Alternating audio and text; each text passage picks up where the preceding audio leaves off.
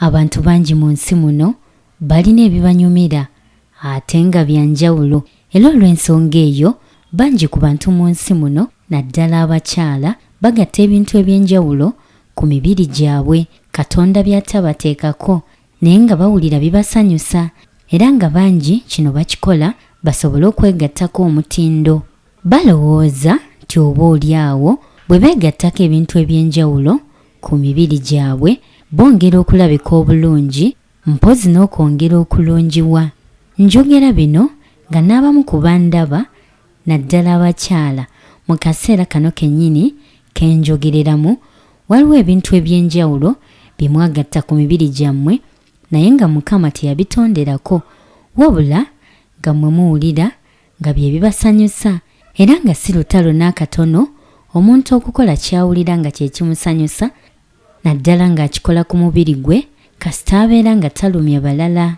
Wabula wetoogerera bino nga waliwo omukyalo omu gwe byasobedde edda olw'abantu okumumalako emirembe ku mikutu emikwanira wala giyite social media na buli wayita wonna lwakwegattako mutindo, era nga bw'eri empisa y'abakyala abasinga obungi mu nsi muno. Entabo eno kwevudde ye mukyalo ono okwekubako ekisigo ekinene ennyo kumpi ssaza Ddamba gwe toogerako amannya ye mukyala Sammy Jo Hereford. Kono nno awangalira mu ggwanga erya Bungereza era ng'atemera mu gy'obukulu 27 nga maama w'abaana 2 balambirira.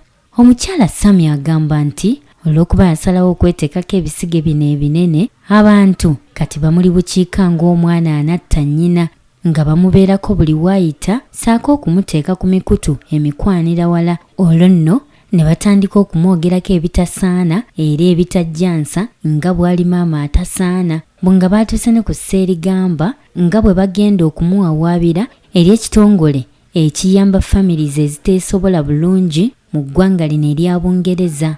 Olwo nno kisobole okulekerawo okuyamba abaana be, naye nno ng'entabwe kweva ye mukyalo ono okwekuba ekisigo ekinene bano kye bagamba nti tekibanyumira, wabula yadde ng'abantu bamuvumira ekisige kye kino kyasiiga kumpi ne kitwala ekitundutundu ku kyenyi kye. Omukyala Sammy agamba nti ye kimusanyusa bya nsusso, bw'ate n'ekisinga okumuzzaamu amaanyi abasajja bakiwaana okukamala, ti era buli musajja amukubako ekimunye ekigambo kyasooka okumugamba kuba kuwaana kisige kye kino nga bwe kiri ekisufu okuzaama. Sammy agamba nti newankubadde abantu bamwogerera ebisongovu olw'okusiiga ekisige kye kino ne batuuka n'okumuvuma nga bw'atali maama asaana, agamba nti ye tebimulya ng'enjogera y'ennaku zino, nti kubanga akola bimunyumira era akola bimusanyusa so si kusanyusa bantu.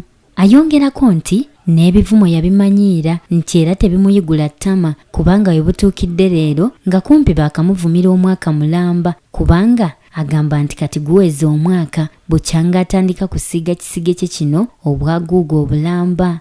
We butuukidde leero ng'omukyalo ono ayina abagoberezi abasukka mu 7,500 ku mukutu ogumanyiddwa nga TikTok, era nga kati omukyalo ono Sammy yasinga ekisigo ekisinga obunene mu ggwanga lino erya Bungereza.